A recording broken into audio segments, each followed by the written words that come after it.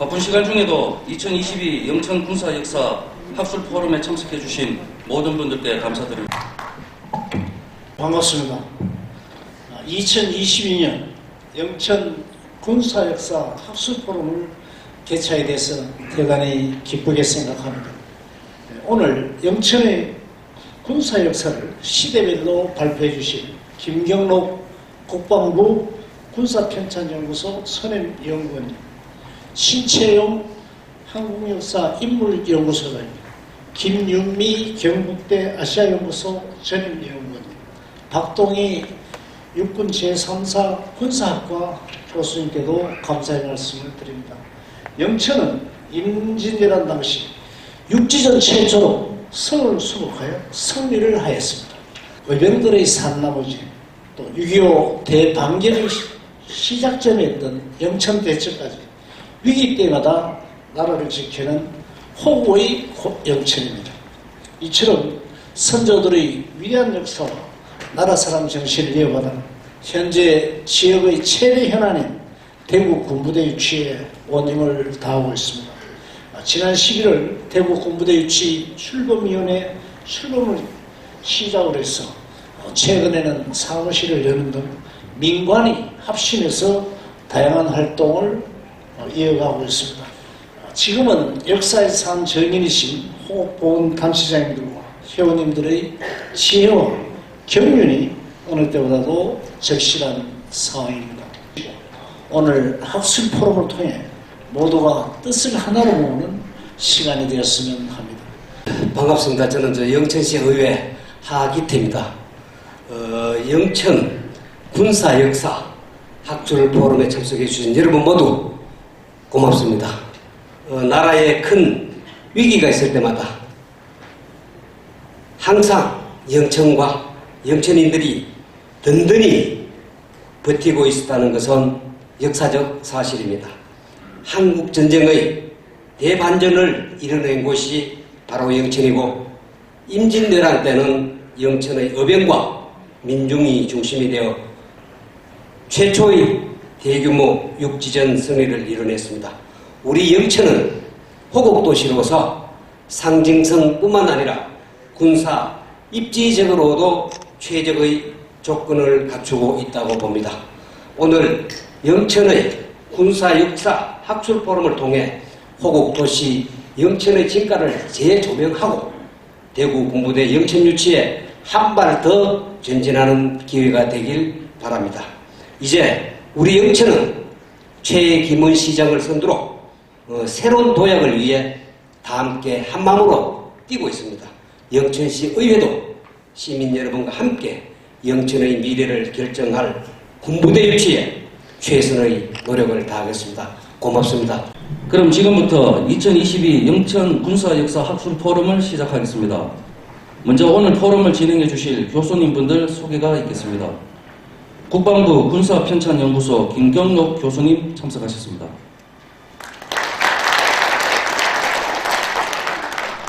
한국역사인물연구소장으로 계시는 신채용 교수님 참석하셨습니다. 경북대 아시아연구소 김윤미 교수님 참석하셨습니다. 육군 3사관학교 군사사학과 박동희 교수님 참석하셨습니다. 먼저 영천의 군사 역사와 역사적 전통이라는 주제로 국방부 군사편찬연구소 김경록 교수님께서 기조 강연을 해주시겠습니다. 김경록 교수님은 서울대를 졸업하시고 공군사관학교 교수직을 역임하셨고 현재 국방부 군사편찬연구소 선임연구원으로 계십니다. 주요 저서로는 조선중기 한중군사관계사, 청일전쟁과 일제의 군사강점 등 다수의 저서가 있습니다. 큰 박수로 맞이해 주시기 바랍니다. 방금 소개받은 김경록입니다.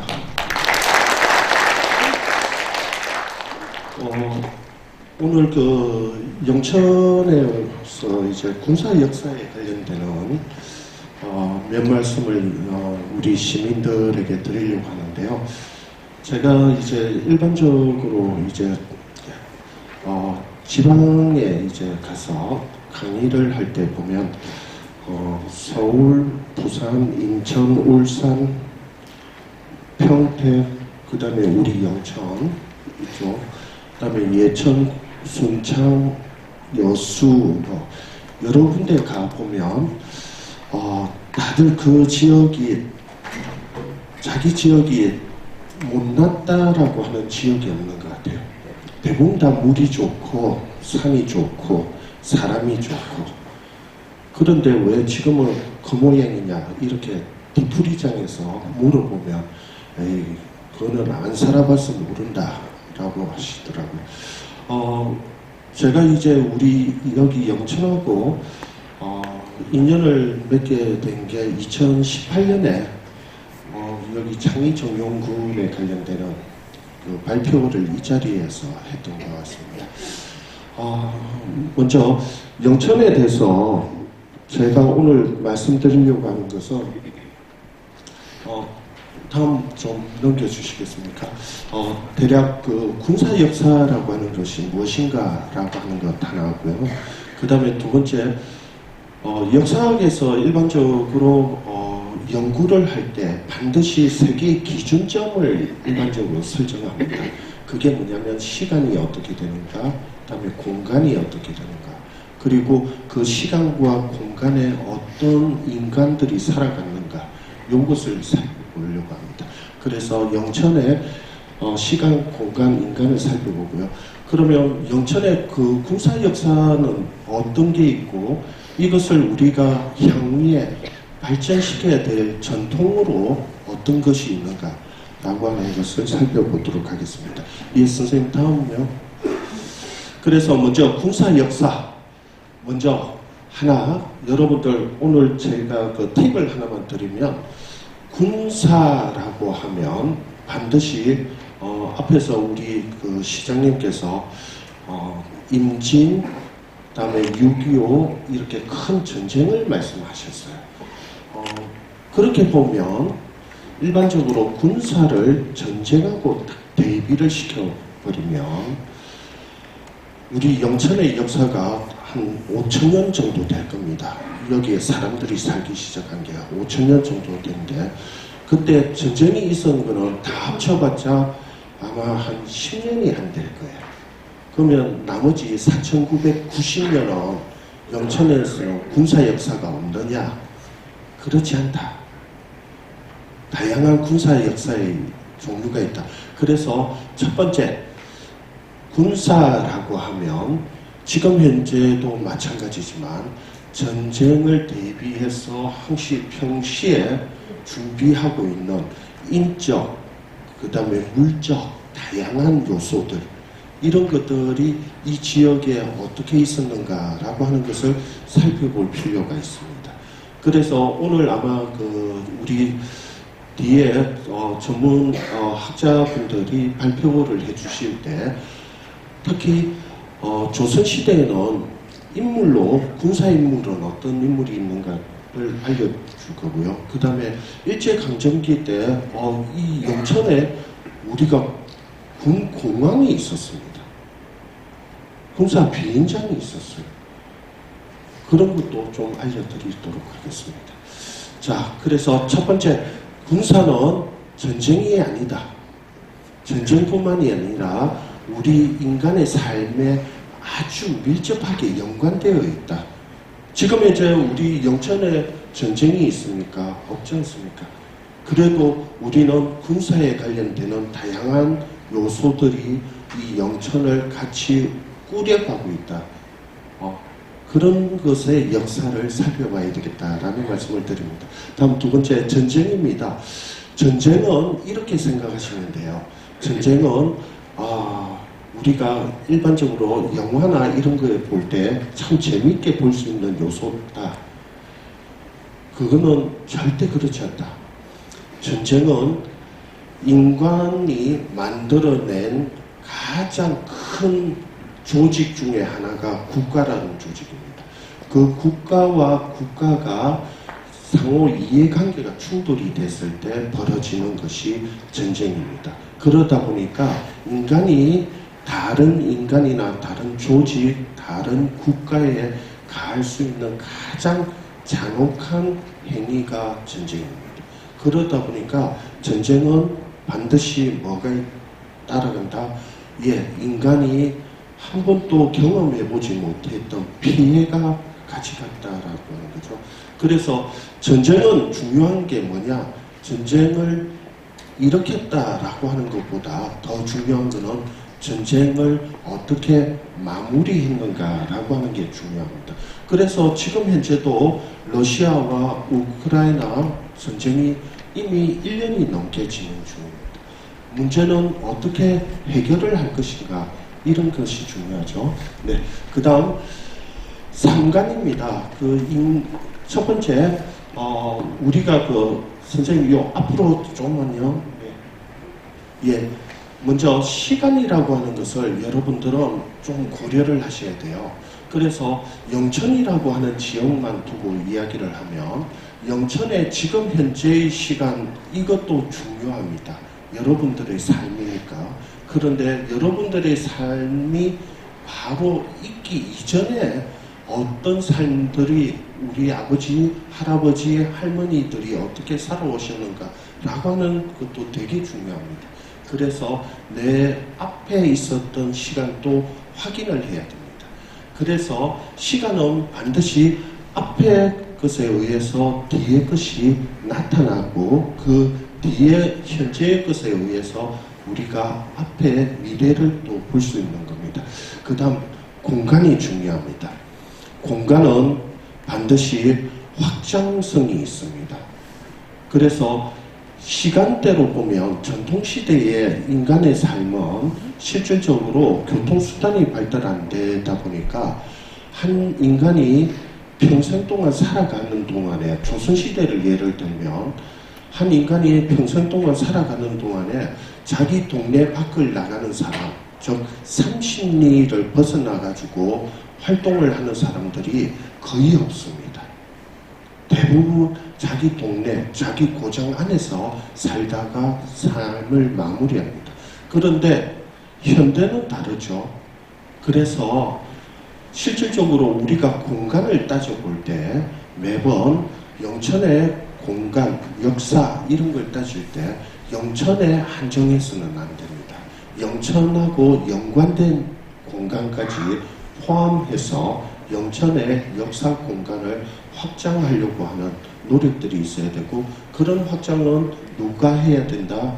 예, 우리 시민들이 해야 됩니다. 우리가 일반적으로 영천 이러죠. 영천이라는 이름은 한자로 하면 다음 페이지, 예, 이렇게 됩니다. 그래서 길영자에다가 내천자를 썼어요. 우리 일반적으로 도시 이름들, 지명 이름들 보면 보통 어떻게 되냐면 산자도 많고요. 울산, 부산 이것처럼. 그 다음에 영천처럼 천자도 있습니다. 인천, 부천 이래가지고 천자도 있고요. 그 다음에 또 많은 게 뭐다? 주자가 있습니다. 영주, 주 이런 것들이 많죠. 그 다음에 또 하나 여기서 중요한 거, 원래 영천의 전통적인 이름이 뭐냐? 영천이 아니에요.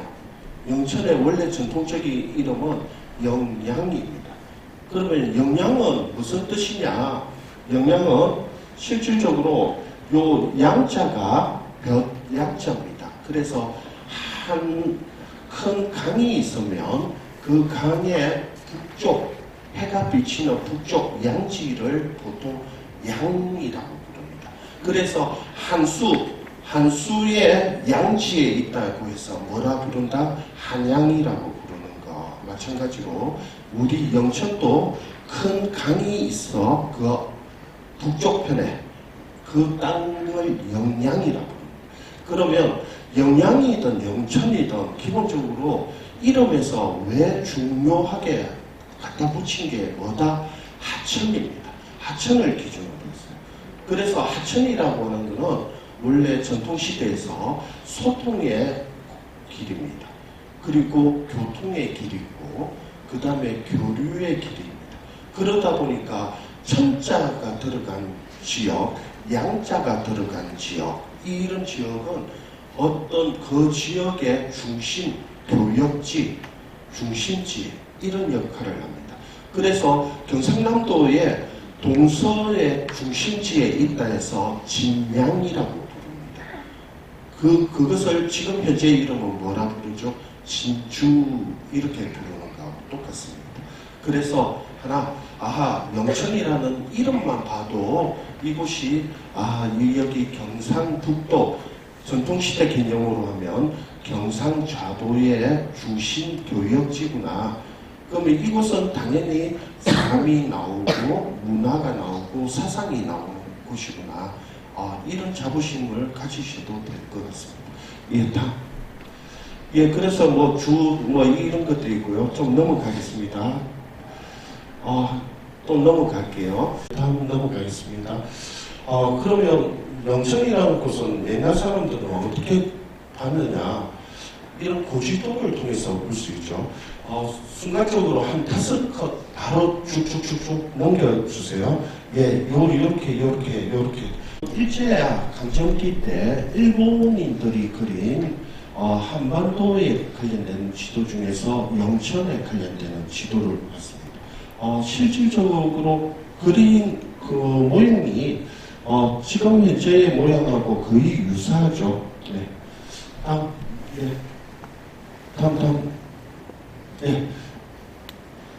다음 넘겨주십시오.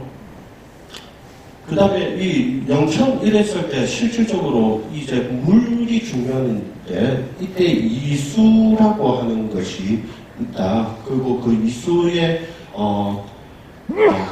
우리가 잘 아는 조양과 같은 이런 역사 유적도 있고요. 그 다음에 인물로 보면 당연히 여러분들 잘 알고 있는 임고의 정몽주와 같은 인물이 있습니다. 그런데 매번 좀 안타까운 것 중에 하나가 뭐냐면 우리는 정몽주 이래가지고 임고, 정몽주, 영천 분들은 막 강조를 합니다. 그런데 다른 지방에서 듣는 분들, 서울 사람들은 정몽주 이러면 영천을 떠올리질 않아요. 그냥 개성을 떠올리고 선주교를 떠올리고 이렇거든요. 그래서 이게 뭐다? 이 지역에 대한 우리 영천에 대한 역사 연구가 아주 이때까지 안 됐다. 그런 역사 연구를 통해서 좀 더 많이 알려져야 되겠다 라는 생각이 좀 듭니다. 다음 좀 넘겨주십시오. 앞에서 시장님께서도 말씀하셨다시피 이제 임진 때 이 영천성 수복 전투라고 하는 전투가 있습니다. 이 영천성 수복 전투는 여러 가지 의미가 있는데 그냥 제가 간단하게 첫 번째 3가지만 말씀드릴게요. 첫 번째 뭐냐면 성을 두고 전투를 할 때 제일 어려운 게 뭐냐면 성을 빼앗기 위해서 성 바깥에서 성 안을 공격하는 즉 공성이라고 하는 게 제일 어렵습니다. 수성을 하는 입장에서는 병력 소수만 가지고도 다수의 병력을 방어를 할 수 있습니다. 그런데 임진 때 이 공격을 했던 부대들이 다 보면 어떻게 된다? 의병장들이에요. 쉽게 말해서 뭐냐? 전투 훈련을 안 받은 의병들이 정례의 일본군 1000명을 대상으로 해서 공성전을 벌린 겁니다. 그래서 승리를 거뒀습니다. 대단히 군사사적으로 엄청난 평가를 가할 수 있습니다. 다음 2번째, 일반적으로 우리는 이야기를 안 하는 것 중에 하나가 의병은 하나 큰 단점이 있어요. 뭐냐면 정규 편제가 안 되다 보니까 의병은 분열이 잘 됩니다. 그래서 내가 일으킨 의병, 너가 일으킨 의병, 이게 서로 연합작전을 잘 할 수 있느냐? 잘 안 돼요.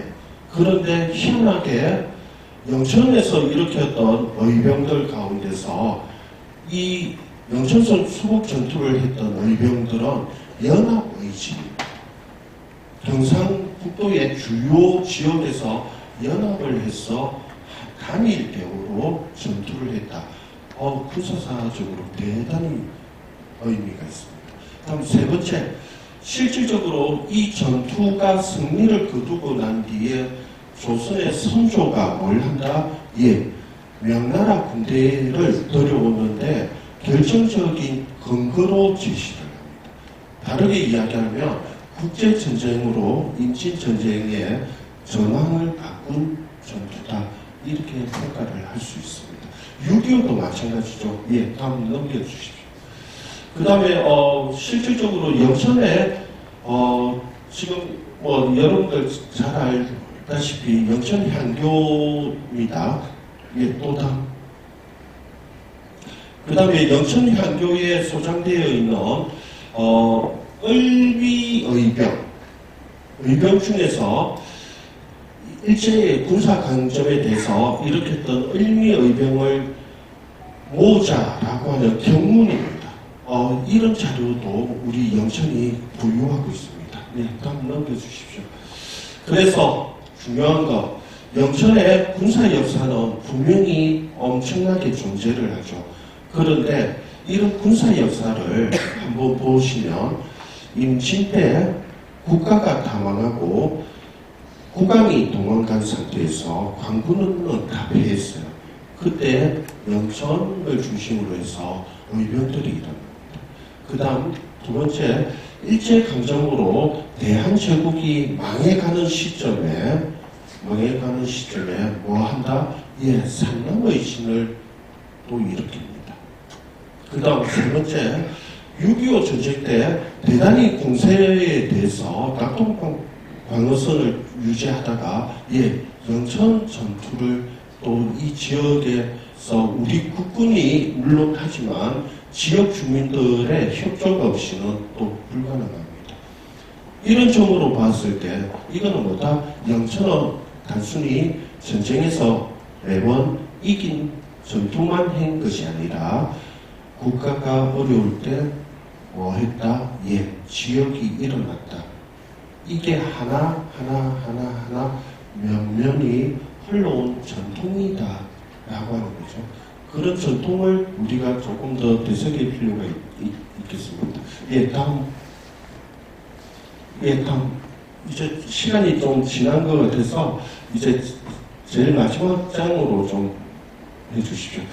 그래서 중요한 거, 영천이 보유하고 있는 자랑스러운 군사 역사와 면면이 이어져 왔던 군사 전통을 어떻게 할 거냐. 이제 이게 우리의 과제죠. 그것을 어떻게 해야 되겠다? 예, 영천의 발전과 함께 예, 개성, 전성, 발전시켜야 되겠다. 그 발전의 방향은 어떻게 할 것이냐? 예, 그거는 저희들의 몫이 아닙니다.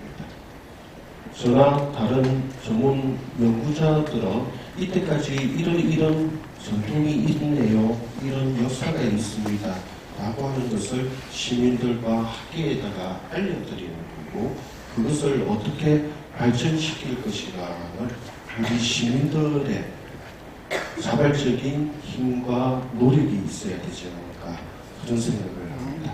예, 이것으로 간단히 마치도록 하겠습니다. 감사합니다.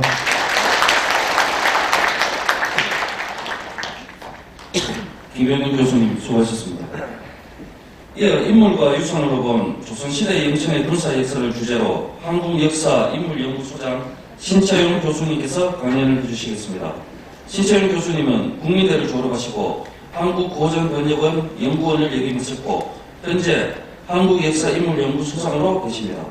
주요 저서로는 조선왕실의 백년손님, 여주고급지 등 다수의 저서가 있습니다. 시간이 한정되어 있기 때문에 주로 영천의 연형, 자연환경, 인물에 대해서 소개를 해드리겠습니다.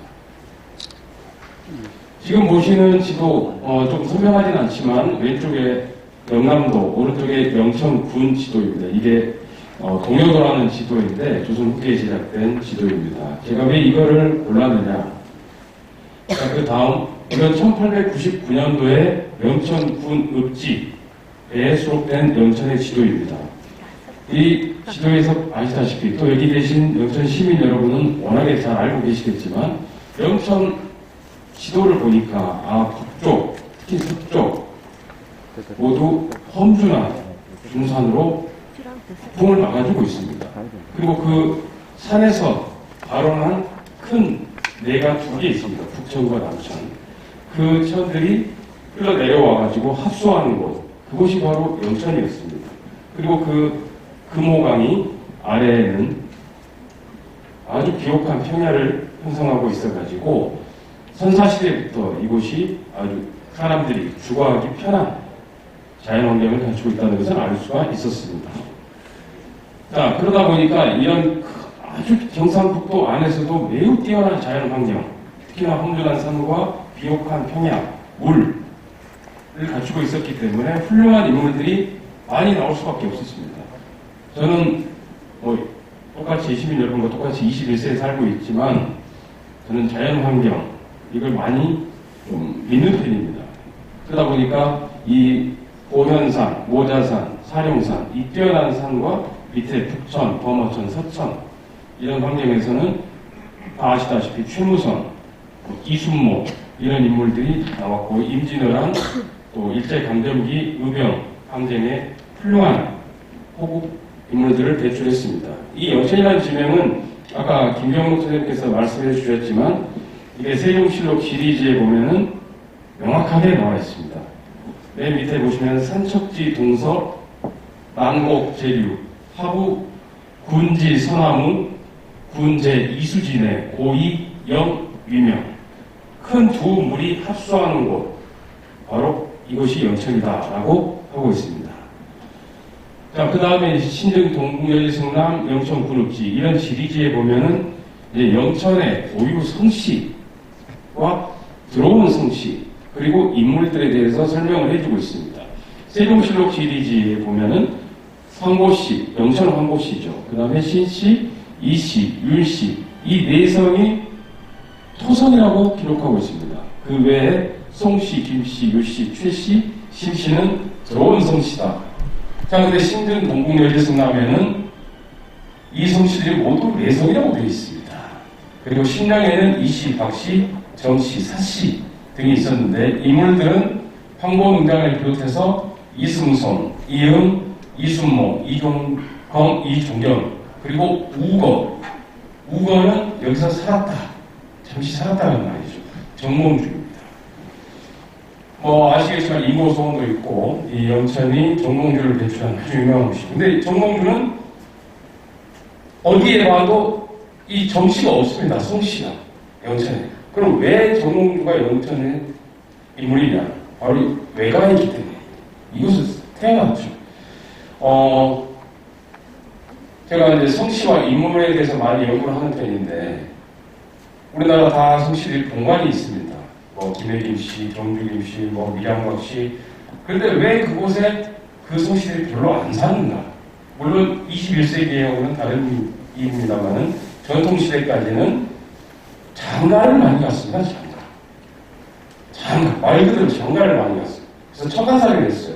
이거는 우리나라에 관한 가장 오래된 역사서인 중국의 삼국지 위서 동의전에 보면은 3위가 사는 시라고 다 나와 있습니다. 그래서 정몽주 같은 경우도 바로 외가가 영천이씨였기 때문에 아버지가 장가를 이쪽으로 오셔가지고 정몽주를 낳았던 거죠. 자, 그 다음에 가장 1899년 가까운 전통시대에 발행된 읍지에는 이보다 많은 수많은 인물들이 수록되어 있습니다. 대부분 정몽주와 같은 문인들도 있지만 이순모를 비롯한 무인들도 많고 최무성같이 화약을 발명한 인물도 있습니다. 이 영천의 원래 지명이 전량화군이었는데 그 화자가 푸른 화자였습니다. 참 우연하게도 화약을 발명한 최무선이라는 인물이 바로 이 영천의 인물이라는 것도 참 신기하기 드렸습니다. 자, 근데 전통시대 때 출장 입상이라는 말이 있었습니다. 전쟁에 나가면 장수, 전쟁이 없을 때 들어오면은 재상, 바로 그런 인물이 정몽주라고 할 수가 있겠습니다. 물론 김종서도 있고 여러 훌륭한 인물들이 있습니다. 그러다 보니까 이 정몽주 같은 인물이 과거를 급제해서 당시 수도인 개성에 가서 벼슬을 하는데 여진 정벌에 참여한다든지 외국 격파에 이성계와 함께 참여한다든지 하는 행적을 남겼습니다. 이게 국가가 위란에 빠졌을 때는 몸물을 가릴 필요가 없기 때문이죠. 특히나 임진왜란 때 가장 유명한 행주대첩 같은 곳에서도 권율장군이라는 그런 사람이 있었습니다. 자, 이후부터는 이제 몇 인물만 간략하게 설명을 해드리겠습니다. 특히 이제 영천을 관양으로 하는 인물들입니다. 황보능장, 고려태조 왕건의 공신이었습니다. 그래서 이곳을 시급으로 받아가지고 영주군이라는 군호를 받아서 후손들이 영천 황보시라는 성씨로 살아가게 됐습니다. 그 다음에 이제 그 후손 중에 이제 황보인이라는 인물은 너무나도 유명한 인물이죠. 중앙에서 세조의 왕위 찬탈, 개유정난 이후에 그 자손들이 피신해서 이쪽에 거주하게 됐다고 합니다. 그 다음에 최무선은 아까 다 말씀드렸죠. 특히나 화약을 발명한 우리나라의 역사적으로 특히 군사사뿐만 아니라 역사적으로도 매우 뛰어난 인물이었기 때문에 영천의 자랑스러운 어떤 허복인물로 충분히 훌륭한 인물입니다. 제가 이제 서울 경기도 광명에서 내려오는데 이 발표 장소를 주소를 보니까 마치 최무선 로드라고. 그래서 이런 건 아주 좋은 것 같습니다. 자, 다음요. 그 다음에 정몽주 아까 말씀드렸고, 다음 이순몽. 이순몽에 대해서는 아마 잘 모르시는 분들도 많으실 겁니다. 특히 이 가문은 무반이었습니다. 아버지 이응이라는 분도 병조판서를 지냈습니다. 병조판서는 요즘 말로 하면 국방부 장관 정도 되는 거죠. 특히 동관도 영천이 씨였습니다. 어머니는 전주최 씨였는데 특히 이제 무반들끼리 혼인하는 풍습도 좀 있습니다. 그러다 보니까 이제 처가도 무반 집안이었던 능성구 씨였어요. 근데 이 이순몽이 중앙에서 무인으로서 출세를 하게 되면서 특히 여진 정권 때 공을 많이 세웁니다. 이제 그러면서 벼슬도 올라가다 보니까 이제 왕실과 매우 가까워졌어요. 특히나 사위 중에 한 명이 연일정씨 정자제였는데 이 사람의 딸이 이제 세종대왕의 왕자인 수충군과 혼인을 하게 됩니다. 한마디로 수충군의 입장에서 보면은 부인의 외할아버지가 바로 영천이씨 이순몽이라는 말입니다. 왕실의 중앙 귀족까지 올라가게 되죠. 그 다음. 네. 시간이 매우 한정되어 있었기 때문에 제가 문화유산, 전쟁, 임진왜란에서 활동한 이 인물들까지 말씀드리기에는 시간이 너무 촉박했습니다. 그래서 영천의 연혁과 자연환경, 거기서 배출된 중요 인물들만 간략하게 설명을 드렸습니다. 나중에 더 중요한 얘기는 이따 끝나고 종합토론이나 이럴 때 나눠도 될 것 같습니다. 자, 이상으로 발표를 마치겠습니다. 신채영 교수님 수고하셨습니다. 다음으로 일제강점기 군사유적과 영천의 군사역사를 주제로 경북대학교 김윤미 교수님께서 강연을 해주시겠습니다. 김윤미 교수님은 부경대를 졸업하시고 부경대 연구부 교수직을 역임하셨고 현재 경북대 아시아연구소 전임연구원으로 계십니다. 주요 저서로는 한반도 주둔 일본군 사료 총서, 동북아 해역과 전쟁 등 다수의 저서가 있습니다. 네, 안녕하십니까. 유구한 역사와 전통이 있는 영천에 저를 초대해 주셔서 정말 감사드립니다. 영천은 저도 두 번째 방문을 하는데요. 올 때마다 정말 편안한 마음으로 발걸음을 하게 됐습니다. 오늘 제가 준비한 건 일제시대 문제들인데요. 내용을 한번 살펴보겠습니다. 내용은 크게 우리 군이었죠. 의병들의 활동은 조금 간략하게 소개해 드릴 거고요. 적군이었던 일본군이 영천에 어떻게 주둔하고 있었고 어떤 영향을 미쳤는지 현장 답사도 제가 했습니다. 그런 사진들도 소개하면서 정리를 하겠습니다.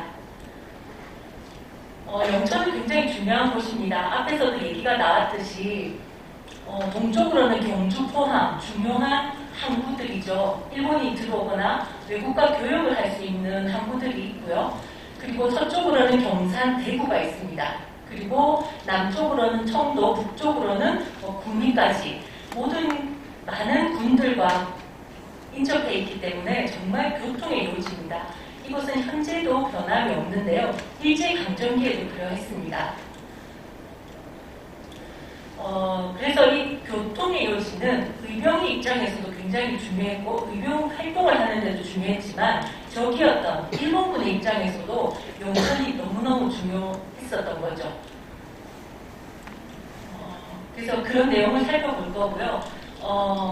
영천에는 지금 현재 네이버나 다음이나 이런 유명한 웹사이트 지도에서도 알려져 있듯이 영천 비행장이라고 치면 영천 비행장이라고 치면 그 금호읍에 있는 한 지점이 이제 지켜 있는데요. 그곳을 중심으로 해서 제가 영천 답사를 좀 했습니다. 여기에 올라오기 전에 영천을 좀 많이 답사하고 싶었는데 그 상황이 안 돼서 그 금호읍만 좀 이번에 답사를 했습니다. 그리고 거기 계신 분들과 이제 면담을 하면서 좀 정리한 부분들을 소개하겠습니다. 다음. 예. 의병 전쟁은 여기 계신 분들께서 많이 아시는 부분이라서 간략히 말씀드리겠습니다. 의병 전쟁은 정기는 일류 의병부터 시작해서 중기 후기까지 정밀 의병이 있었습니다. 영천은 처음부터 이 의병에 참여를 했었고 그래서 그 관련된 자료들도 나와서 큰 학술 대회를 한 것으로 알고 있습니다. 그리고 경북 TV에도 나왔었고요. 이런 것들을 통해서 그 영천의 유한 의병 활동들을 알 수가 있습니다. 그리고 정미의병으로 넘어가면 삼남의진, 다 아시는 부분인데요. 이 삼남의진까지도 있었고, 예, 그래서 영천문화원 내에는 삼남의진비가 있습니다.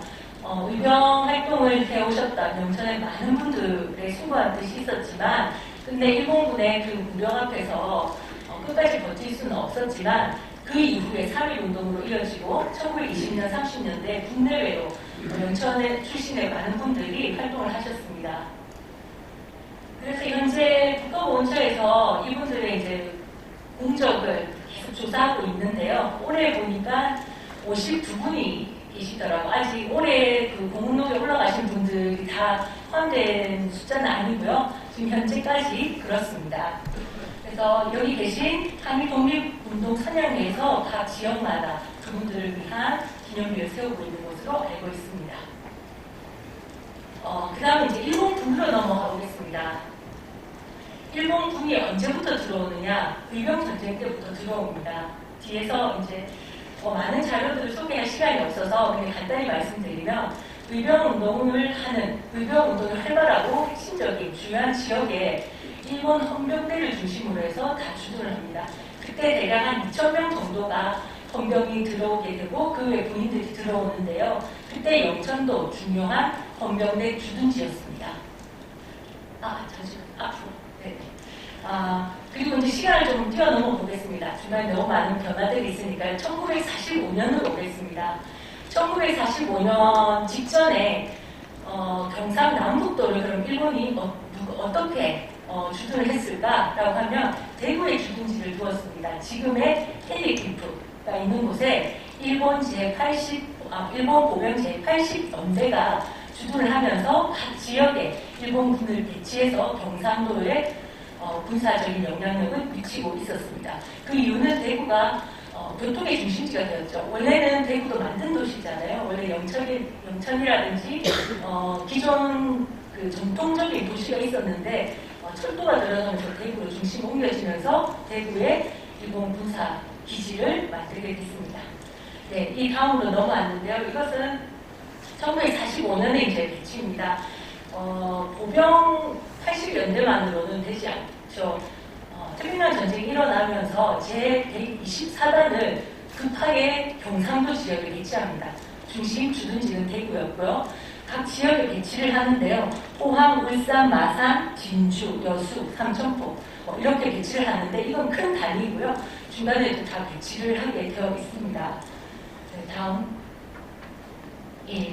그 보면 대구 그 당시에 1945년도에 이 경북 지역에 얼마나 많은 군인들이 있었느냐라고 하면 13,000명 가량이 있습니다.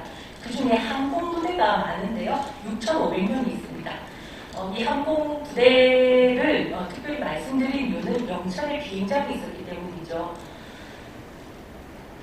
네, 그 외에도 직지사 경주, 김천 이렇게 이제 중심으로 해서 다 철도 지역, 교통의 중심지입니다. 영천도 경주와 대구, 포항과 대구를 잇는 중심지였기 때문에 영천에 지금 비행장도 설치되고 헌병도 들어오고요. 군사 기지가 되고 있습니다. 다음. 예, 그래서 자료를 찾아봤더니 아직 제가 많은 자료를 찾아보지 못했지만 헌병이 주둔했다는 거, 고사포 부대, 네, 하늘 비행기를 쏘는 땅의 부대이죠. 고사포 부대가 있었다는 거, 항공 부대가 있었다는 걸 확인했습니다. 다음. 항공 비행장은 금호구에 있었습니다. 왼쪽에 보이시는 지도 중에 1번 지역에 경락호, 엄채호라고 하는데요. 비행기를 보관하면서 수리하는 것이 경락호고, 엄채호는 그 비행기를 숨기기 위해서 만든 콘크리트 시설이 있습니다. 그것을 엄채호라고 하는데요. 1945년에 전국적으로 급하게 만듭니다. 왜냐하면 미군의 공습이 있으니까 그거에 대피하기 위해서 이제 만들게 되는데요. 1번, 2번, 3번 지역에 지금 현재도 그 당시에 경락호가 엄채호가 남아있습니다. 오른쪽에 보시면 1번 지역 쪽인데요. 원래는 3개의 경락호가 있었는데 지금은 하나는 없어졌고요. 2개는 이제 거의 허물어진 상태입니다. 다음. 이 비행장은 처음에 영천 비행장이라고 했는데요. 1945년 자료로 가면 금호 비행장으로 이름이 바뀌어 있습니다. 그 사이에 왜 이름이 바뀌었는지는 자료 좀 더 찾아봐야 될 것 같습니다. 그래서 보시다시피 이렇게 허물어져 있어요. 그래서 보통 사람들이 가서 의식하지 않으면 이것이 옛날 일본군 비행장이었다는 것을 찾아내기가 쉽지 않습니다. 네, 다음. 두 번째 이제 지역으로 금호강이 있는 봉충리로 가봤더니 이렇게 엄채호가 남아 있었습니다. 주위에 4개에서 5개 엄채호가 있었다고 하는데 지금 현재 하나 남아 있습니다. 다음. 네, 그리고 3번 지역으로 와봤는데요. 3번 지역에는 저수지가 있었습니다. 저수지를 중심으로 몇 개 엄채호가 있었는데요. 저수지 안으로 엄채호가 이제 폭파되면서 저수지 안에 수몰된 것도 있고요. 그리고 바깥쪽에는 폭발을 했는데 다 폭파되지 않고 꼬리 부분만 무너진 거예요. 그래서 지금 현재 이렇게 잔존하고 있는 엄채호가 있었습니다. 온전한 엄채호를 한번 보여드리겠습니다. 오른쪽에 보면 김해 비행장, 그러니까 당시 해군이 썼던 비행장이 엄채호들인데요. 굉장히 잘 남아 있습니다. 이것은 조금 이른시게 만들기 때문인데요. 이른시게 만드는 철근이나 이런 콘크리트, 이런 자재들이 충분히 공급될 수 있는데 이 영천 같은 경우에는 철근이나 콘크리트가 적습니다. 문제가 없다 보니까 철근이 거의 없고요. 그래서 잘 무너지는, 그래서 지금 현재 남아있는 게 적은 이유인 것 같습니다. 1939년 자료에서 영천 비행장 도면을 찾을 수 있었습니다. 여기 아까 지리는 대강 아실 것 같습니다. 금호에 있는 봉죽산 안에 평야지대가 있습니다. 굉장히 넓죠. 여기를 비행장으로 하고 있고요. 그리고 곳곳에 산기슭에 비행기를 숨길 수 있는 엄채호들을 만들어 나갔던 거죠. 그래서 600m 정도, 폭은 290m 이렇게 처음 계획을 했습니다. 근데 이 설계 도면이 있는 그 서류의 장부에 보면 다른 지역은 굉장히 꼼꼼히 주위 환경, 날씨, 경납고, 경영의 주택 이런 걸 굉장히 꼼꼼히 썼는데 영천 비행장만 그런 게 하나도 없어요. 그래서 제가 추측하기로는 아직 계획 단계였구나라고 이제 추측을 합니다. 그래서 비교해봤습니다. 신월리, 봉중리, 황정리 이렇게 해서 넓은 터가 있지 않습니까? 평야지대 여기가 비행장으로 쓰였고 실제로 비행장은 논밭이었기 때문에 평야였기 때문에 비행장을 할 수 있었고 아마 주위에 계신 분들이 많이 동원이 되셨을 거예요. 45년도에 어르신들 중에서 거기 비행장 턱닦으러 갔다 왔다고 하시는 분들이 계실 것 같거든요. 그런 분들 한번 만나뵀으면 좋겠습니다. 네, 다음. 그래서 자료에 따르면 45년도에는 1500m까지 활주가 길어집니다. 그래서 평야시대에 원래는 690m의 활주를 만들었는데 그 2배 이상의 활주를 만들고 20기, 엄청 20기 이상 이렇게 만든다는 거죠. 이 비행장이 어떤 역할을 하냐면요. 가미카제라고 아시잖아요. 자살특공대. 예. 45년이 되면 원래 한반도에 공군이 없었습니다. 일본에 그 항공 부대가 없었는데 만주에 있던 부대가 다 내려옵니다. 그러면서 급하게 이 한반도의 비행장을 굉장히 많이 만들게 되고 그래서 그런 시설들을 만들게 되는데 그 시설들에 들어가는 비행기들이 다 그런 가미카제 특공대처럼 그러한 역할을 하기 위해서 만든 기지였던 거죠. 그 정말 이 기지 45년 8월 15일에 전쟁이 안 끝나고 이 영천 비행장이 완성되고 여기에 비행기들이 다 엄체고에 들어가 있다면 전쟁 중을 했다면 여기 정말 전쟁이 터지는 거죠. 정말 상상도 할 수 없는 참혹한 현장이 됐을 겁니다. 다음. 네, 그 자료를 보면 있습니다. 45년도에 어떻게 적의 공습에 어떻게 대처하고 어떤 식으로 하겠다라는 게 있고요. 다음. 그래서 자료들이 있습니다. 보면 대구의 비행장이 있고요. 금호의 비행장이 있고 밀양, 울산, 해운대, 진주, 사천 이렇게 있습니다. 그래서 금호 비행장에는 제223 비행장 대대, 제10 야전 항공 보급소가 배치되었다라고 하는 자료가 있습니다. 이것은 그 다음에는 이제 고사포 부대가 주둔을 합니다. 고사포 부대도 하늘에 적을 막기 위해서 하늘에 대고 이제 포를 쏘는 거겠죠. 그래서 고사포 부대도 영천에 배치되었다고 하는데 그 흔적은 아직까지는 모르겠습니다. 아시는 분들 있으면 좀 알려주시면 좋을 것 같은데요. 고사포 부대는 교통의 요지들입니다. 그 미국이 공습하는 가장 첫 번째 목표 지점이 교통망입니다. 그래서 철도를 공격을 하는데요. 이 중요한 철도 지점에 일본군도 부대를 배치를 했습니다. 그래서 영천도 들어가고요. 대구, 삼당진, 마산, 부산, 포항까지 이렇게 들어가게 됩니다. 고사포는 이렇게 생겼고요. 유적지는 둥근 형태를 하고 있습니다. 혹시 영천에서 산행을 하신다든가 하셨을 때 저런 콘크리트 시설물을 보신다면 좀 알려주시면 제가 조금 더 영천에 대해서 공부를 하고 여기 계신 선생님들께, 여러분들께 도움이 될 수 있는 자료들을 더 발굴해 보겠습니다. 그 다음에는 헌병입니다. 헌병이 의병운동을 할 때부터 영천에는 헌병이 주둔을 하고 있었는데요. 45년 당시에 대구에 대구 지역에는 김천, 영천, 경주, 학산, 안동까지 이렇게 있었습니다.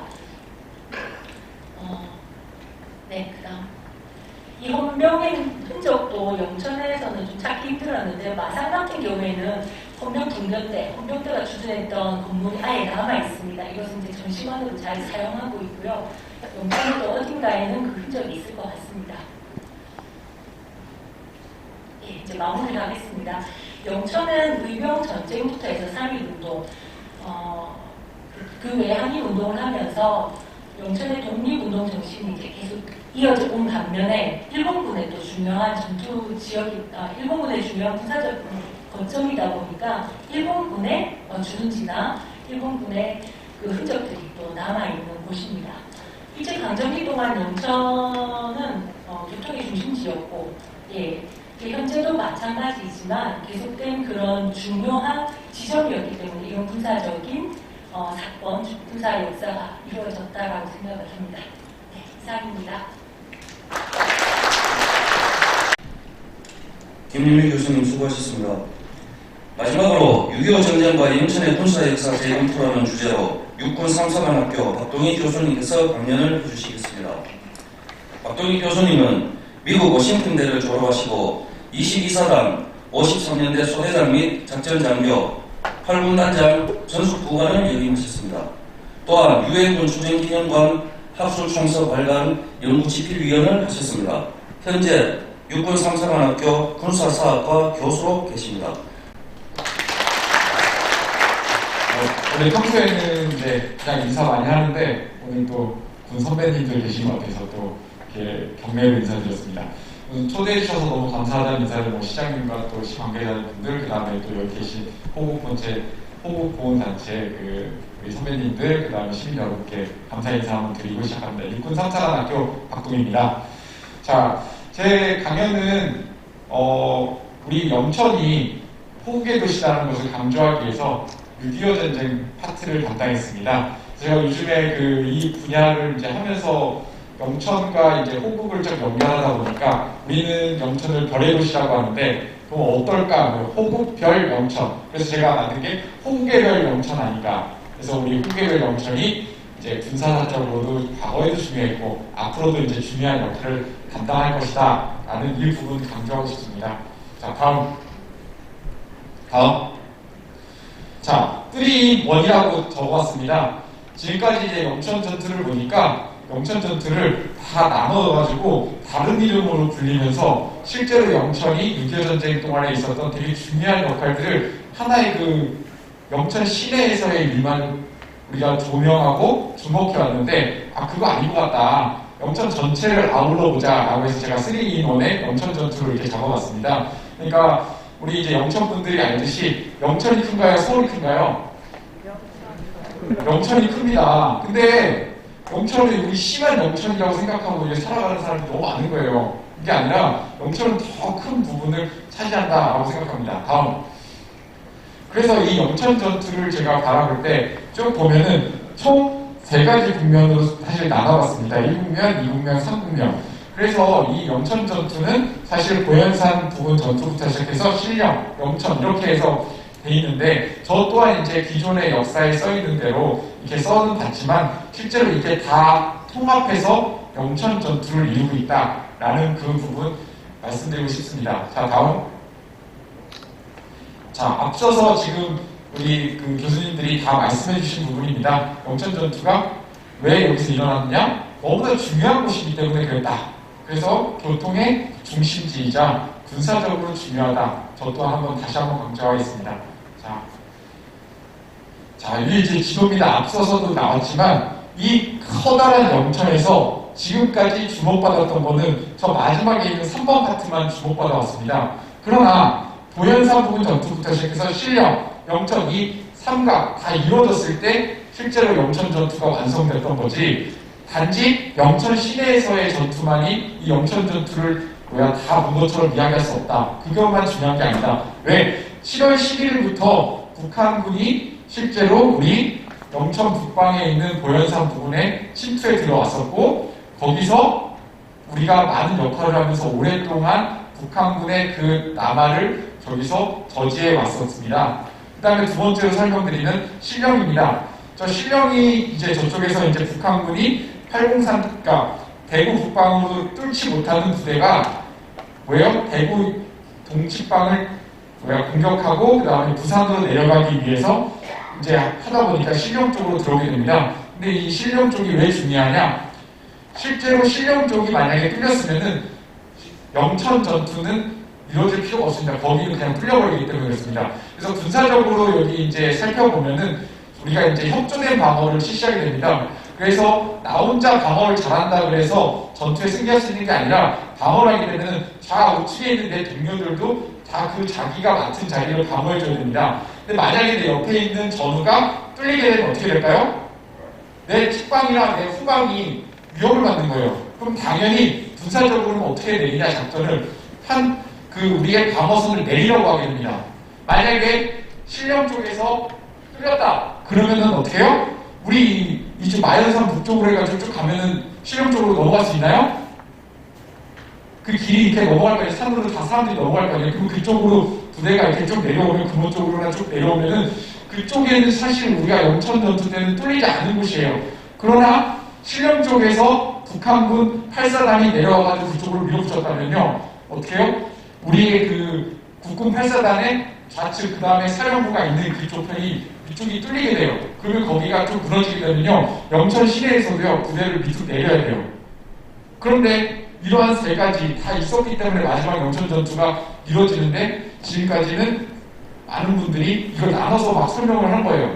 저는 이제 오늘 제가 여기서 책자에도 썼지만 이 3가지를 다 연결해가지고 우리가 봤을 때 영천 전투가 완성된다라고 봅니다. 그래서 고연산 부근 전투가 7월 11일에 들어왔다는 거죠. 강원도 해안으로 상륙한 766 유경연대가 산악 능선을 타고 들어왔습니다. 그들이 뭐예요? 위쪽에서 이제 주력으로 내려오는 주공 방향의 북한군 쭉 본대랑 이 침체했던 부대가 후방으로 침체해서 우리 뒤쪽으로 후방으로 교란하다가 어디에요? 다시 만나가지고 아군의 측후방을 완전히 무너뜨리려고 낙동강 방어선이 뭐 생겼으니까 그렇지만 그게 뭐 생기든 안 생기든 간에 후방으로 깊숙하게 들어와서 조기에 전쟁을 종결시키기 위한 부대가 들어와서 계속 활동했어요. 여기서 안 될 포인트가 뭐냐? 처음에 그 누가 활약했냐는 거예요. 영천 북방에 처음에는 국군 3, 4단 쪽이 들어왔다가 포항 쪽으로 기계항공 쪽에서 포항으로 빠지게 됩니다. 여기에 남는 거는 강원도 경찰대가 남고 그 다음에 우리 영천 지역에 있는 경찰분들, 경주경찰, 그 다음에 우리 철도경찰, 영천에 있던 이런 분들이 여기서 유격전을 하게 됩니다. 계속적으로. 그러면서 한 달 넘게 이곳에서 어느 정도 버텨요. 그런데 뭐가 문제가 되냐? 북한도 이제 들어오면서 여기 정규군이 들어오게 돼요. 더 세지죠. 그러니까 우리도 이제 여기에 8사단이 들어오게 되면서 정규군 형태로 변하게 돼요. 어쨌든 이 과정이 한 달 반 넘게 지속됐던 거죠. 그러면서 어쨌든 간에 뭐예요? 여기서 우리 영천 시민들이 많은 역할들을 해서 여기서 오랫동안 버텼다는 거죠. 자, 더 살펴보게 됩니다. 그래서 결국에는 뭐예요? 이제 이 북한군 15사단이 출현하면서 너무나 세게 하방 압력을 받아버리니까 9월 4일까지 버티던 부대들이 이제 더 남쪽으로 자양 쪽으로 내려가지고 조교 쪽, 그 다음에 이제 완산동 넘어서 그 다음에 심지어 인포, 경주, 아화까지 이제 밀리다가 이제 그게 이제 뭐예요? 우리가 아는 영천 전투가 되겠습니다. 자, 이 다음으로 넘어가겠습니다.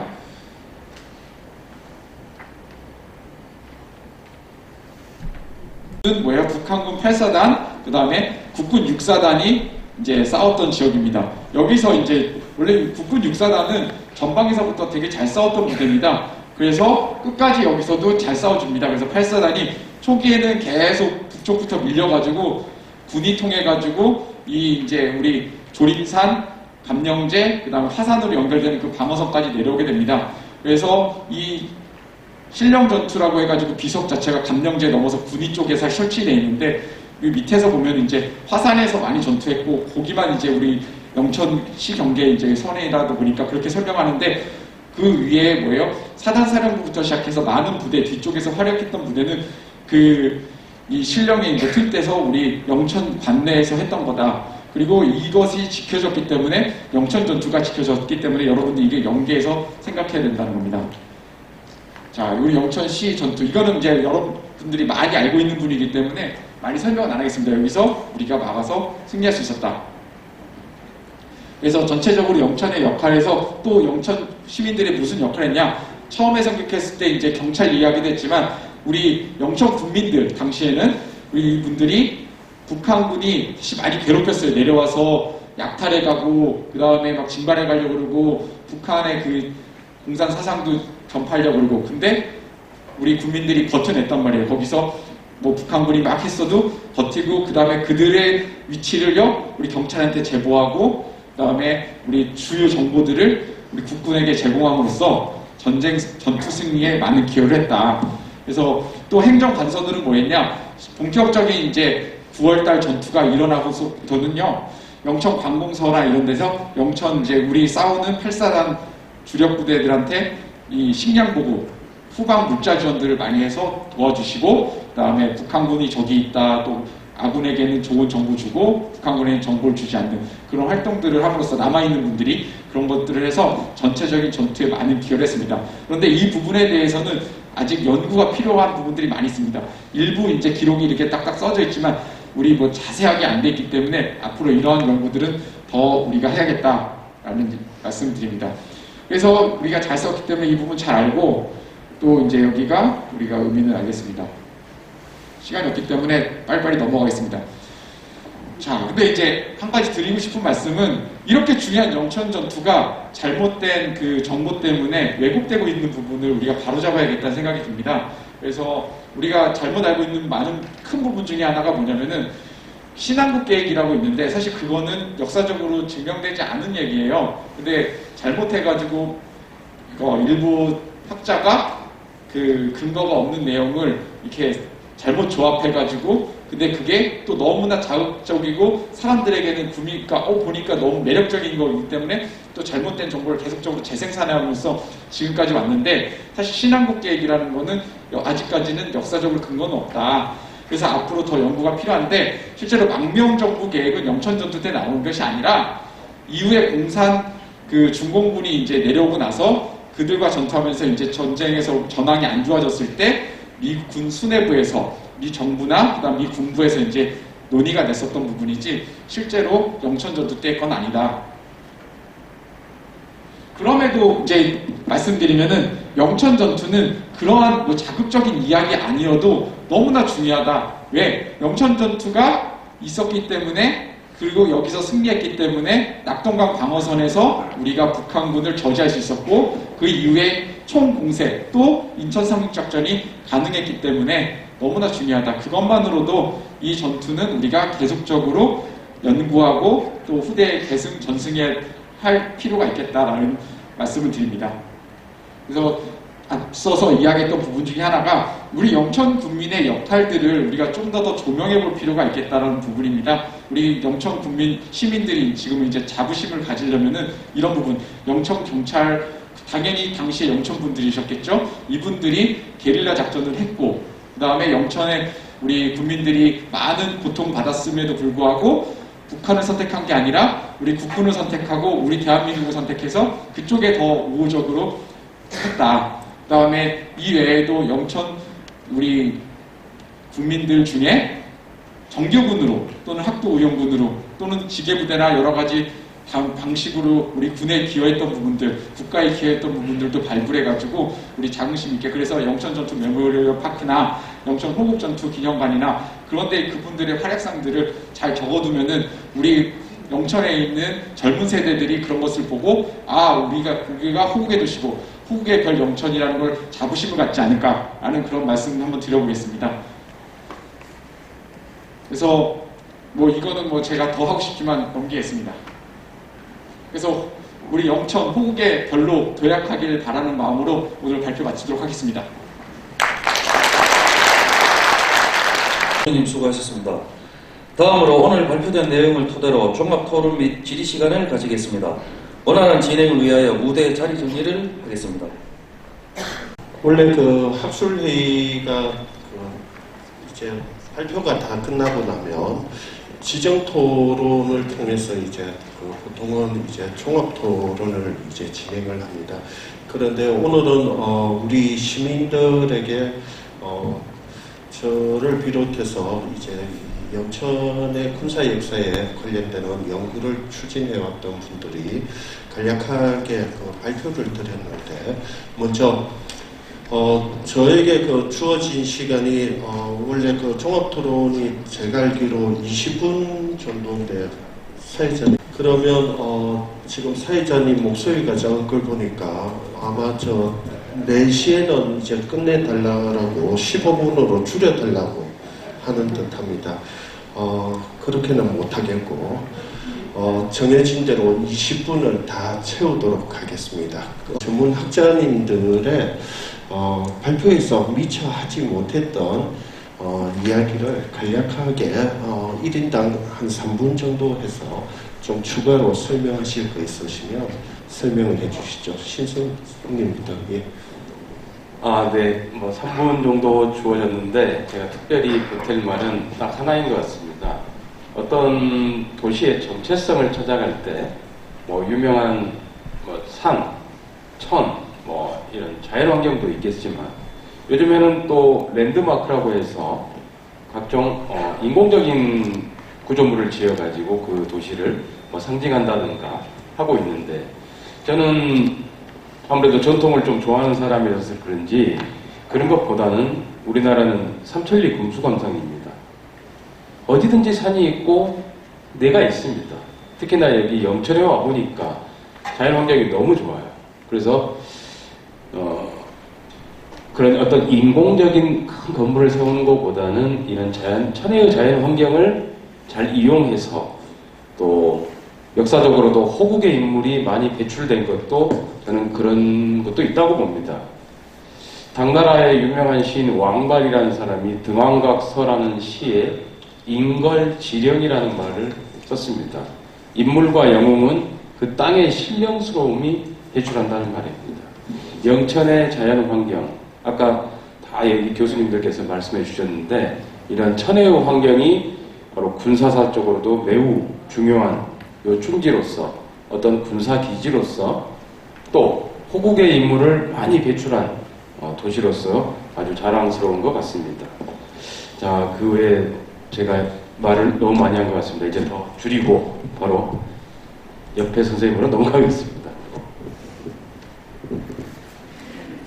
네, 저는 전쟁에 대한 연구를 계속하고 있는데요. 이 호국의 도시 영천에 오면서 그 기운이 남달랐습니다. 좀 더 긴장을 하게 됐고, 그리고 영천이라는 곳에 대해서 조금 더 연구를 해봐야겠다는 생각을 했습니다. 이병운동이며 독립운동을 활발히 했던 곳이라서 그와 관련된 연구들 많이 하고 있는데, 그 외에도 일제강점기 때의 군사적인 부분들이 좀 더 발굴되고 더 연구되면 좋겠다라는 생각을 합니다. 앞으로 저도 조금 더 보탬이 되도록 하겠습니다. 네, 이상입니다.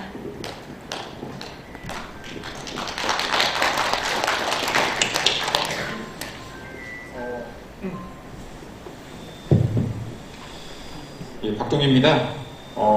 2007년 영천이랑 처음 인연을 맺고 이제 살고 있는 사람인데, 그동안 이제 사실 불러주시지 않아서 한 번도 못 오다가 우리 시장님께서 올 이제 가을에 불러주셔서 처음 이제 영천 시민분들하고 함께 하게 됐는데, 뭐 제가 여기 이제 계신 교수님들이랑 이제 보면은 이제 군사사 이제 이걸 공부하는 사람이 전국에 사실 그렇게 많지 않습니다. 이제 저도 그 중에 한 사람이고 또 영천에 있고, 그래서 앞으로도 이제 뭐 지금은 시간이 없어서 짧게 이야기했지만 우리 영천이 어떤 많은 측면에서 발전해야 되는데 또 그 한 측면에서 또 우리 군사사 분야에 대한 연구 또 영천과 또 우리 시민분들과 함께하면서 제가 뭐 그런 분야에 있어서 많은 기여했으면 좋겠다.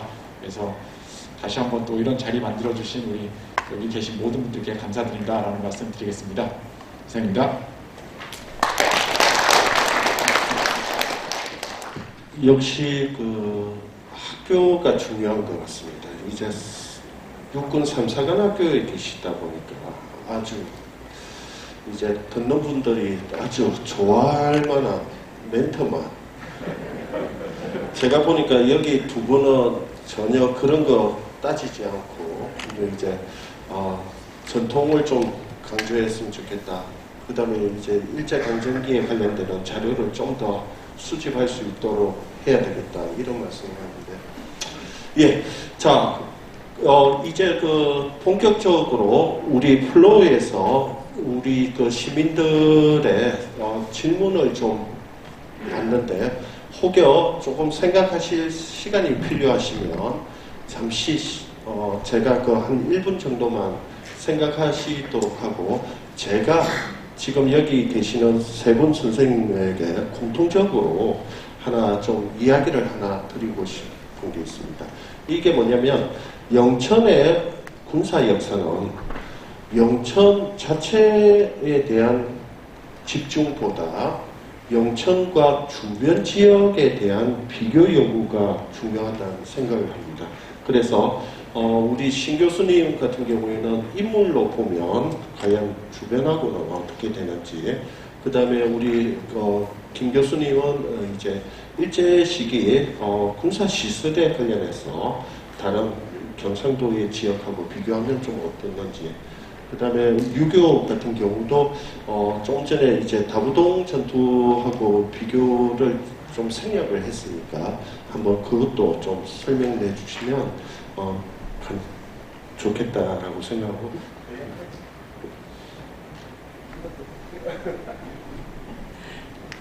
예, 영천은 대구와 연관이 깊습니다. 또 대구가 혼자 독립적으로 군사 기지이면서 군이 준수됐던 건 아니고요.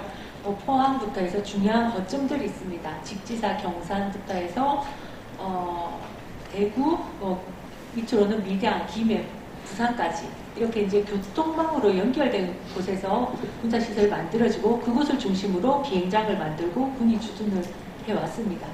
그래서 그 지역들이 군사적 거점을 만들어 오는데요. 그 사이에 이제 영천도 많은 변화들을 겪게 됩니다. 네, 간단히 말씀드리겠습니다. 시간이 없는 것도 그렇고 제가 현역이고 하다 보니까 조심스러운 부분이 있는데 다부동 전투랑 이제 영천 전투를 비교해 보면은 실제로 다부동 전투는 미 1기병사단이랑 국군 제1사단이 접경지에 만나고 있고 그 부분 이제 대구 북방에 있다 보니까 미군의 전폭적인 그 지원을 받는 전투입니다.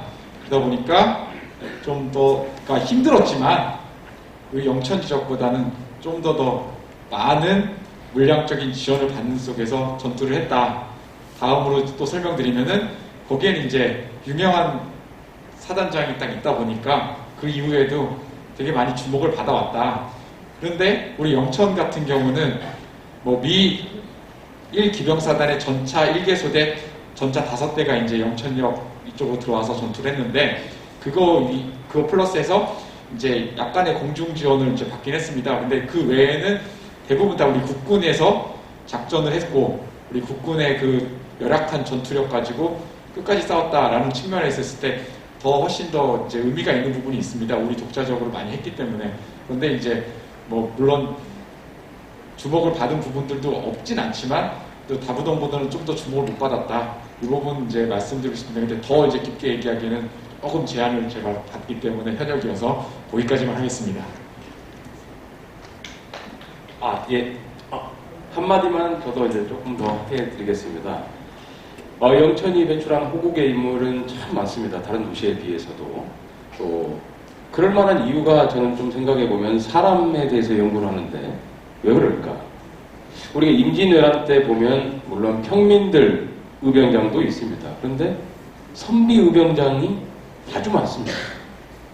그게 뭘 의미하는 건지 저도 곰곰이 생각해보고 있습니다. 아마 그 시대만 하더라도 그 선비라는 사람들이 자기가 가진 지식, 또 평소 행동, 규범 이런 게 모두 만백성의 모범이 될 만한 사람이었기 때문에 그런 분들이 의병장을 했을 때 노비나 일반 평민들이 도망가지 않고 힘을 합세해서 이 전란에 나섰다는 것. 특히 영천이라는 곳이 그런 훌륭한 의병전쟁이 많이 일어났고 또 그럴 만한 이유가 바로 포은 정몽주나 최무선, 이순봉 같은 어떤 훌륭한 장수를 배출할 수 있었던 그런 것도 바로 이 영천이라는 곳을 통해서 증명할 수 있을 것 같습니다. 자, 저는 이만 줄이겠습니다. 예, 이게 보면 우리가 인물로 보면 어느 지역이든지 다 출중한 인물이 많은 고장들이 여러 지역별로 다 그렇죠. 그런데 이제 영천 같은 경우는 좀 특징이 뭐냐면 예를 들면 의병이다 이러면 실제 임진 때나 그다음에 일제강점에 대해서 각지에서 의병이 일어납니다. 그런데 희한하게 영천은 영양산안 창의록이라고 해서 임진 때부터 실질적으로 병자호란에 이르기까지 다양한 의병을 일으켰던 기록들을 정리를 하는 작업을 합니다. 이게 아주 특징적이다. 다른 지역하고는 다르고 그 다음에 우리 김유미 교수님이 말씀하셨던 그 같은 경우는 이걸 군사사에서는 군사축선이라고 합니다. 이제 교통과 다양한 것이 있는데 이 축선에서 영천이라고 하는 것이 어떤 위치를 차지하느냐에 따라서 좀 다르겠죠. 그리고 우리 지금 박 교수님이 말씀하신 거는 실질적으로 다부동이나 영천 전투 같은 경우에는 실질적인 그 우위가 어떤 게 낫다 못하다가 아니라 실제 그 다부동 전투는 다부동 전투로서의 어떤 역사적인 의미가 있고 영천은 또 영천 전투의 역사적인 의미가 있다. 이런 취지인 것 같습니다. 자, 드디어 55분입니다. 제가 아까 5분 확보를 더 해가지고 10분 동안 우리 플로어에서 혹여 궁금하신 점 있으시면 손을 들어주시면 마이크를 좀 여기 앞에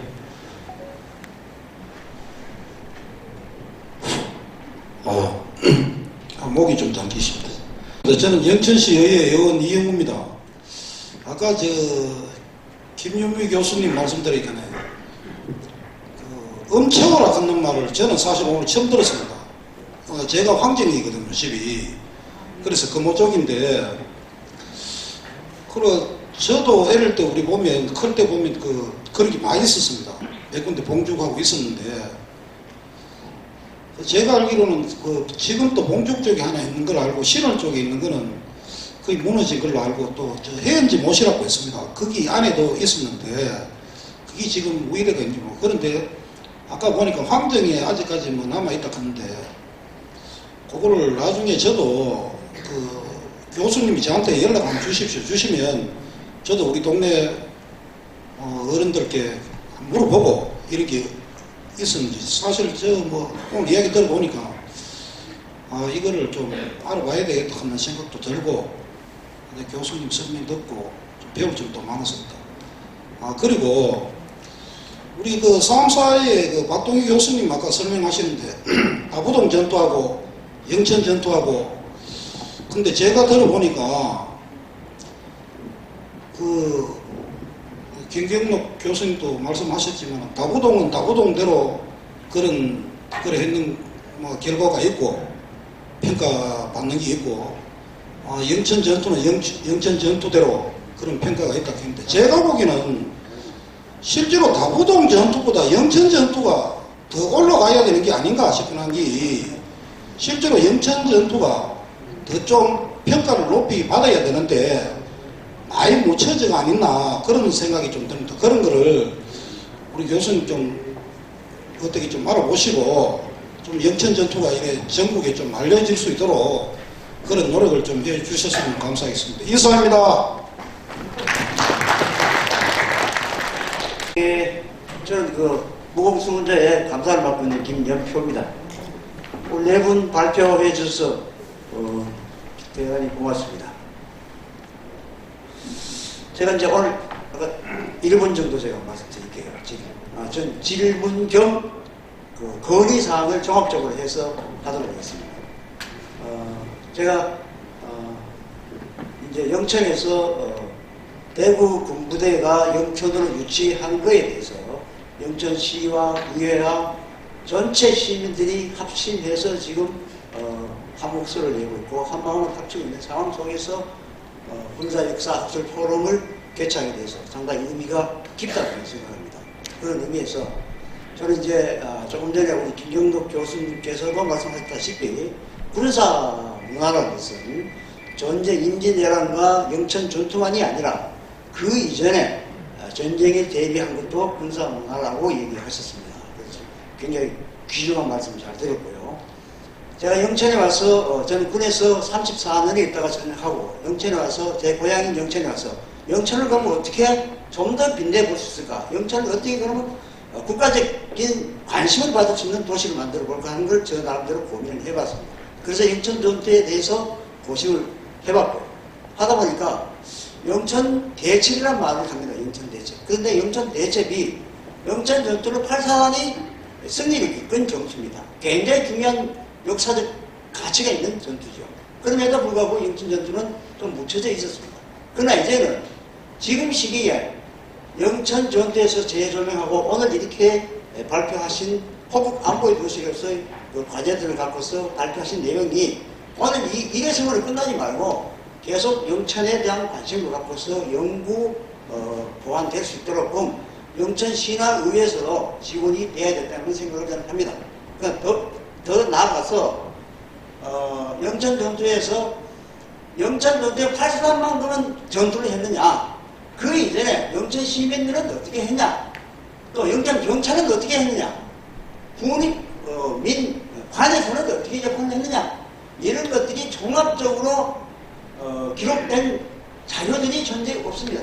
제가 찾아보니까 여러 각 분야로 제가 영천 경찰 때에도 연락을 해봤고 여러 군데 지금 연락하고 있는데 그런 자료들이 집약될 수 있도록. 그래서 영천 대첩, 명실공히 영천 대첩이 영천 시민들의 자부심과 긍지 속에서 영천 전승 전투 기념일이, 제가 공군 출신인데 그날은 영천시 상공에 블랙 이글이 에어쇼를 통해서 축하비행을 하고 국방부 군악대 유장대들이 와서 시범을 할 수 있도록 그런 어떤 영천시 전투 기념일이 돼야 되지 않겠나 이런 생각을 합니다. 그래서 준이 파견대장 출신이 영천 전시장지에 군에 입대해서 영천에서 전투가 다니면서 기록된 군사 일기입니다. 이런 자료들이 제가 이제 구했는데 이런 걸 하려면은 이런 걸 이제 이런 자료들이 굉장히 중요한 자료들 아닙니까, 그죠? 이런 걸 하려면은 그 다음에 영천 전투에서 영천 시민들이 참여했던 부분들이 고증되고 집약되려면은 어떤 그 용역이 있어요. 그래서 여기 앞에 계신 분들을 교류해서 용역을 해서 우리 영천시나 영천시 의장님 참석하셨기 때문에 예산을 좀 편성하셔서 용역을 줘서 이런 자료들이나 영천 전투의 영천시 지금 시기를 놓쳐버리면 90대 돼 있는 할아버지들이 돌아가셨으면 영천 전투에 우리가 자랑할 게 찾을 수가 없어요. 굉장히 중요한 시기이기 때문에 시장님께서 박해진 진정에 서셔서 이런 걸 좀 해주시라고 권유를 드리겠습니다.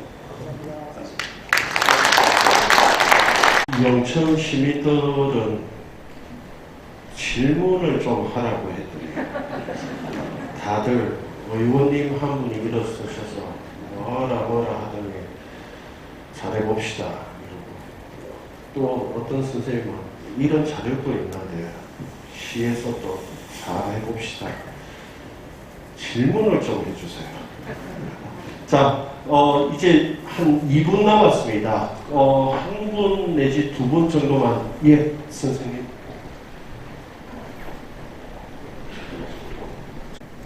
예, 저는 영천시 정월구경유족회 사무국장 김승태라고 합니다. 예, 박동희 교수님께서 조금 전에 말씀하셨듯이 영천 시민의 역할을 좀 더 고정해야 되겠다고 말씀을 하셨는데, 그 부분에서는 영천시 추모탑에 가시면은 1337의 위패가 영천 출신 위패가 모셔져 있는데, 그 위패 용어를 보면은 한청민보다는 방위대 여러 용어가 있습니다. 그 용어가 전부 민간인이고 군 출신은 1병, 2병이라는 그 계급이 있습니다. 그 외에 용어는 민간인으로서 형성되어 있는 이런 부분이 있기 때문에 그 민간인 출신 내역을 보시면 전부 영천 출신들의 어떤 단합된 행동으로 어떤 역할을 했고, 6.25 전쟁 당시 영천 전투 통상 10일간의 전투라고 합니다. 10일간의 전투에 대승리를 이룬 군과 민이 합심해서 했는 이 승리를 미8구 사령관은 한국군 단독 작전으로서는 이렇게 큰 승리는 처음이다, 이렇게 얘기했습니다. 9월 4일부터, 통상 9월 4일부터 9월 13일을 기획하고 15사단, 북한군 15사단을 선멸시키는 과정에서 이승만 대통령도 영천 전투의 승리는 대첩이라고 이렇게 8사단 이승갑 장군이 이끄는 8사단한테 대첩이라는 휴호를 내려줬기 때문에 매년 9월 13일을 기획하고 영천 대첩 행사를 하고 있는 시점을 교수님도 잘 아시겠지만, 좀 더 확인할 수 있는 기회가 추모탑에 와 보시면 더 쉽습니다.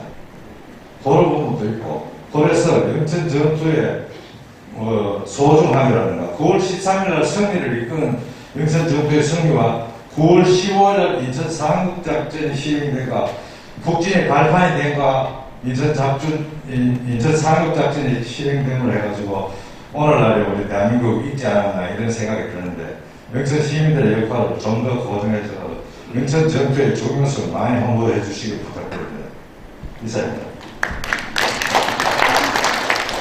제가 앞에 두 분이 질문을 안 해주셨다고 했는데, 이제 마지막으로 호국단체에 계신 분이 앞에 너희 4명 좀 똑바로 해라 이 이야기로 이제 끝을 냅니다.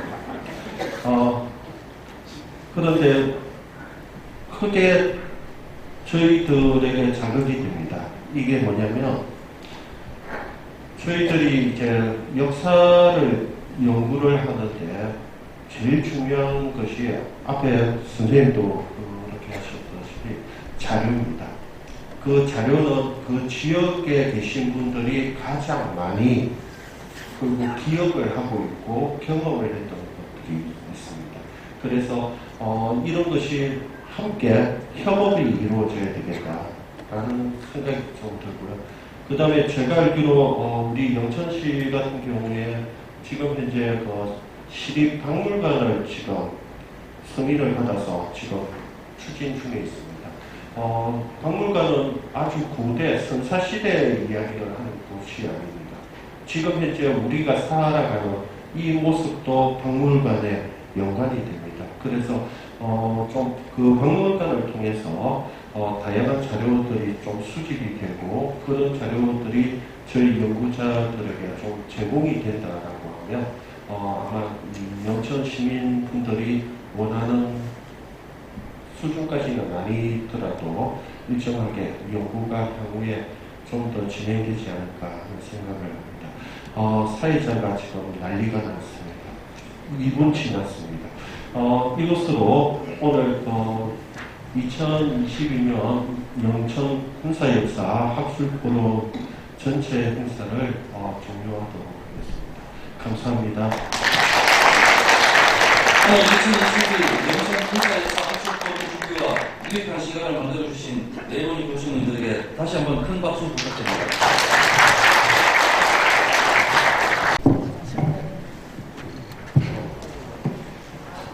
안녕하십니까. 정책기획실장 권영구입니다.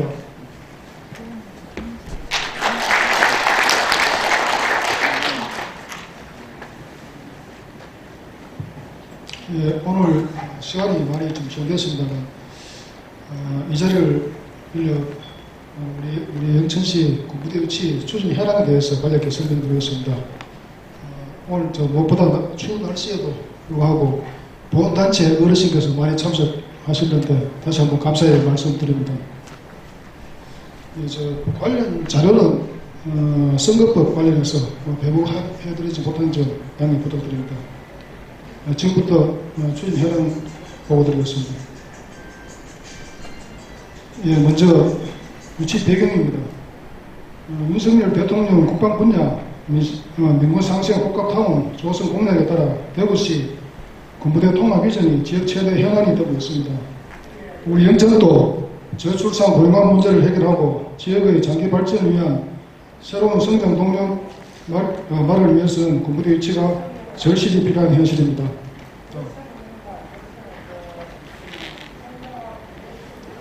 예, 대구시 군부대 통합 이전 개요입니다.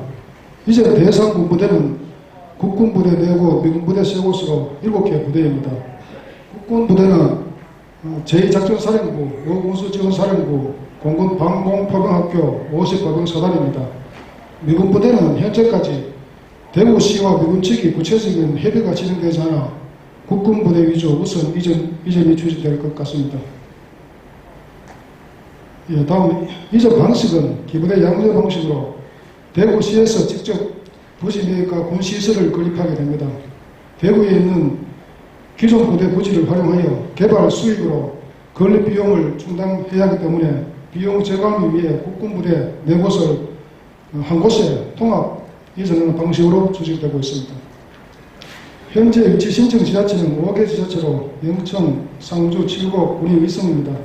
각 후보지에 대한 가용 면적, 개발 비용, 교통 등 입지 여건은 영천이 가장 뛰어나다고 평가되고 있습니다. 예, 추진 일정은 올 연말까지 대구시에서 5개 지자체 각 후보지에 대한 검토 결과를 국방부에 제출하게 됩니다. 최종 결정은 내년 상반기 중으로 국방부 예약 합참에서 이전 대상 부대 의견과 작전성, 경제성 등을 종합 검토하여 최종 후보지가 결정됩니다. 유치 후보지 현황입니다. 도면으로 설명드리겠습니다. 다음. 우리시 후보지는 인고면 묘공단 북쪽 임야 일원입니다. 인고면 소재지와 도림동 사이 전체라고 보시면 됩니다. 가용 면적은 300만 평 이상이지만 실제로는 200만 평에서 한 250만 평 정도 소요될 것으로 보여집니다. 장점은 교통 여건이 뛰어나고 산지 고도가 전반적으로 150m 미만의 야산입니다. 마을, 농지 등 민간시설이 거의 없는 게 타 지자체에 비해 아주 유리하다고 판단됩니다. 또한 작전성 면에서도 2군 사령부 관할인 중청 미남 지역 전체 중심지에 있고 육로 및 동해안을 통한 물자 보급에도 유리하여 충분한 강점을 지니고 있습니다. 다음. 밀리터리 타운 대상 위치입니다. 군인 아파트, 교육, 의료시설이 들었을 민군 상생 복합타운 위치입니다. 금노동, 성남여고 뒤편 18만 평 정도의 부지입니다. 국공유지가 45% 정도 되고 영천 IC 지진로에서 영화구간 직선도로 개설이 예정되어 있어 대구에서도 최적합지로 판단하고 있습니다. 다음. 우리시 강점입니다. 육군 삼상학교, 제2탄학창, 영천호원 등 군 관련 시설이 다수 있으며 한국전쟁 당시 최후의 방어선이자 대방덕이 시작된 중요한 군사적 요충지입니다. 세계의 철도 노선, 세계의 고속도로가 지나가고 대구 도시철도 1호선 근무 연장이 추진되고 있어 교통 여건이 뛰어나며 폴리텍단 및 인근 지역에 8개의 대학이 밀집되어 있어 교육 여건 또한 우수합니다. 무엇보다 지금은 반대 의견 없이 전 시민이 유치에 대한 의지가 확고하다는 게 최대의 힘이 되고 있습니다. 또한 군부대에 보급할 수 있는 품질 좋고 다양한 농축산물 생산 중인 것도 유리할 것으로 판단됩니다. 추진 경과입니다. 지난 10월 19일 대구시의 공식 후보지 제안 전후로 2차례 시민 보고회가 있었으며 모든 직능단체를 아우르는 민간추진위원회가 10월 10일 발족되었습니다. 시에서는 선거법 관련 직접 유치 활동을 할 수 없게 되어 있어 직접적인 홍보 활동은 추진위원회가 주도하게 됩니다. 정서실 상호회의소 회장님과 박봉규 최회장님이 공동위원장을 맡으셨으며 현재 103명의 추진위원으로 구성되어 있습니다. 추진위원회 사무실은 상호회의소 1층에 마련되어 있습니다. 추진위원회 활동에 많은 협조를 부탁드립니다. 마지막으로 유치 효과입니다. 군부대가 유치되면 2000세대 군인 아파트, 교육, 문화, 의료시설 등 민군 상생 복합 타운이 조성되며 기존 부대에서 상주하는 군인 및 군인 가족 수를 감안했을 때 3만 명 이상이 직접 유입될 것으로 기대됩니다. 이로 인해 일자리 창출, 소비 촉진, 지역 농산물 판매 등 지역경제 활성화에 많은 도움이 될 것으로 예상됩니다. 또한 대구 지하철 1호선 인천 시내 조기 연장이나 국책사업 선정, 향후 인프라 확충에도 큰 힘이 될 것으로 판단됩니다. 이상으로 대구 군부대 유치 관련 추진 상황 보고를 마치겠습니다. 감사합니다. 자, 군부대는 영천으로! 한 번 더 하겠습니다. 이 군부대는 영천으로! 영천으로!